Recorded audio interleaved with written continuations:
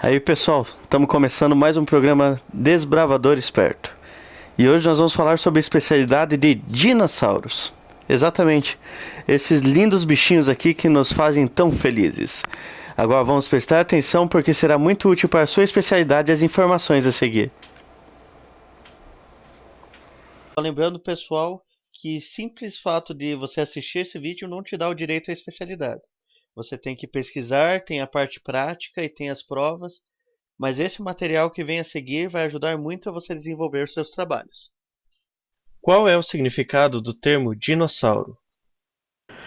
Dinossauro, dinossauros, sendo dino lagarto, mas saurios terrível, ou seja, lagarto terrível.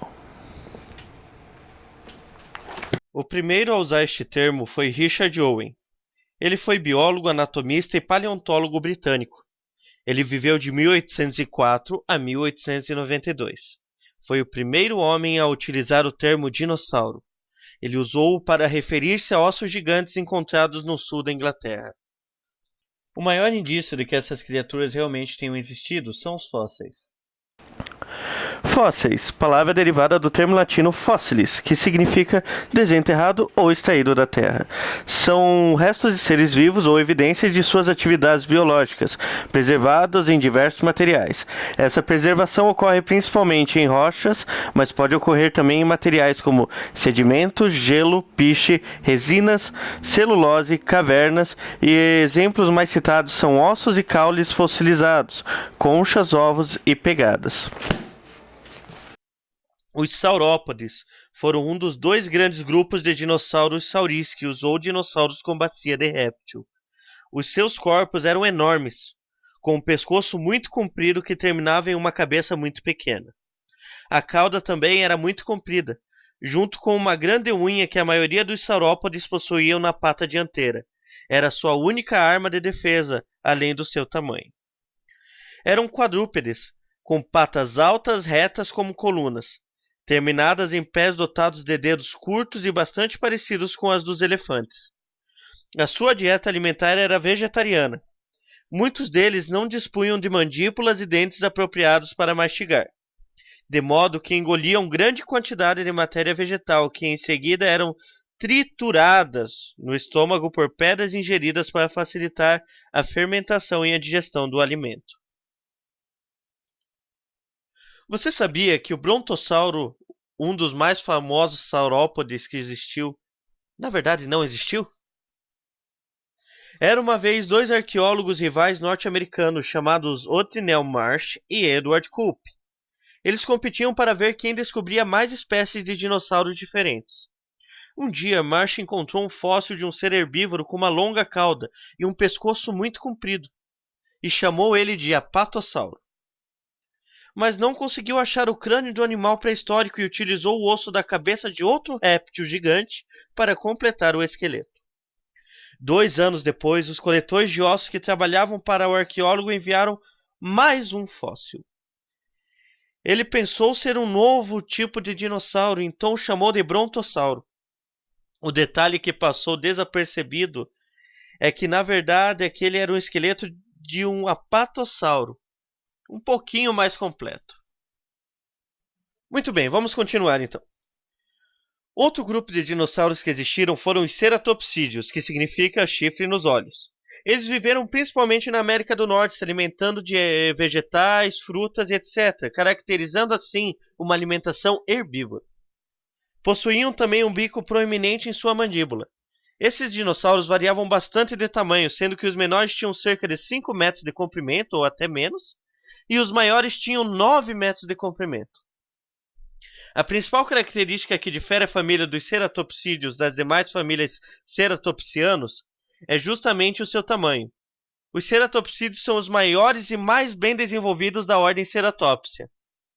Outra característica marcante era a presença de placas enrijecidas, situadas atrás da cabeça.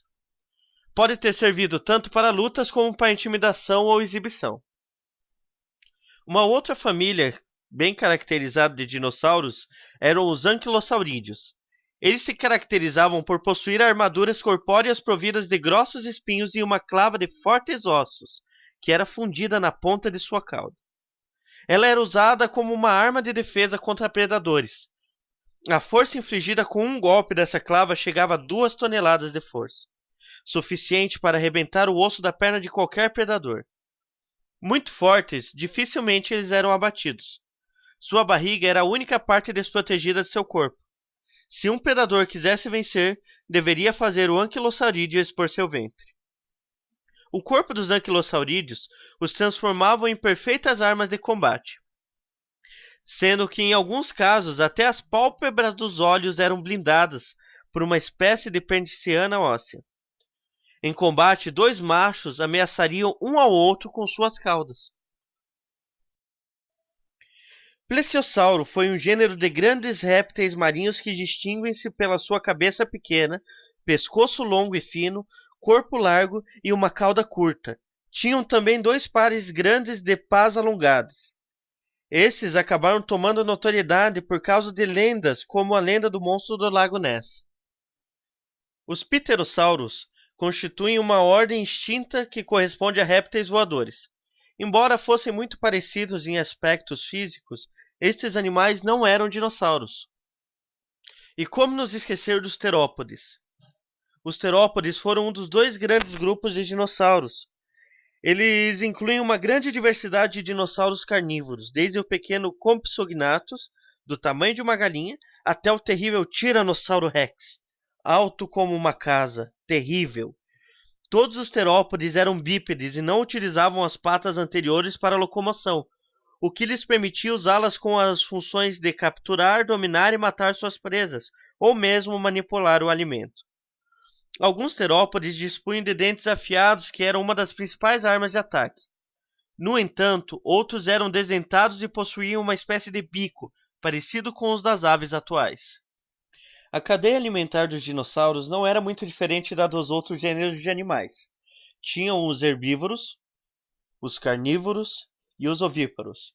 Consequentemente, o maior animal carnívoro acabaria estando no topo da cadeia alimentar. Sendo assim, o prêmio de Rei dos Dinossauros vai para o Tiranossauro Rex. Meus parabéns! Sauropodomorphos, ou formas de pés de lagarto, formaram um grupo de dinossauros saurísseos, que inclui alguns dos maiores animais que já existiram. Eles tinham cabeças pequenas, pescoços longos e imensos corpos para digerir grandes quantidades de folha. Muitos possuíam garras nos polegares, que eram desenvolvidas como defesa. Havia 2 grupos de sauropodomorfos, os prosaurópodes e os saurópodes. Os prosaurópodes variavam desde pequenos bípedes até grandes quadrúpedes. Eles eram herbívoros pacíficos que passavam o dia todo comendo. O mais antigo prosaurópode conhecido, Saturnalia, foi descoberto no Brasil. Os saurópodes eram herbívoros gigantes, sustentados por fortes membros, com pés e mãos atarrancados semelhantes aos dos elefantes. Como seus dentes não eram tão eficientes para mastigar, os saurópodes engoliam pedras e os chamados gastrólitos para auxiliar na trituração e digestão dos alimentos. Alguns cientistas acreditam que muitos saurópodes não cuidassem dos seus filhotes, pois foram encontrados fósseis de ovos postos em linha, e não ordenados em ninho, sugerindo que a fêmea os botasse enquanto caminhava. A longevidade desses dinossauros poderia alcançar até mesmo 100 anos. Voltando um pouco na divisão de dinossauros, muita gente pensa, por exemplo, que os répteis marinhos e voadores são dinossauros. Eles, na verdade, não eram dinossauros, e eu vou explicar o porquê. Répteis marinhos e voadores não são mais do que primos distantes dos dinossauros. Os dinossauros não eram os únicos animais de sua época. Tinham também mamíferos, insetos, outros tipos de répteis, tubarões, peixes, aves e vários outros tipos de animais. Mas isso não é tudo. Répteis marinhos e voadores tinham vértebras diferentes das vértebras dos dinossauros. Répteis voadores e marinhos não tinham coisas em comum com as aves atuais além do comportamento.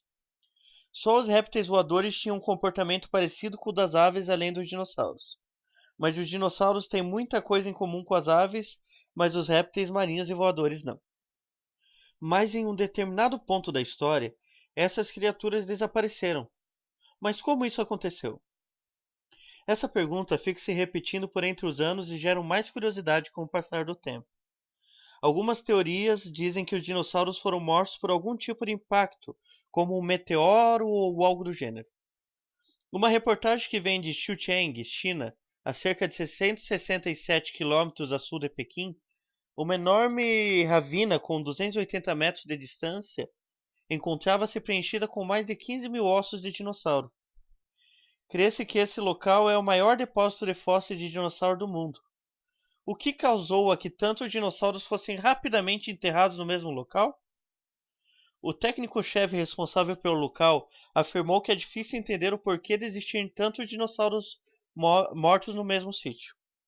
Os pesquisadores teorizam que os dinossauros foram mortos pela força da explosão de uma erupção vulcânica ou o impacto de um meteorito e foram posteriormente apanhados numa enchente ou num desmoronamento, ou mesmo num tsunami que os colocou no mesmo local.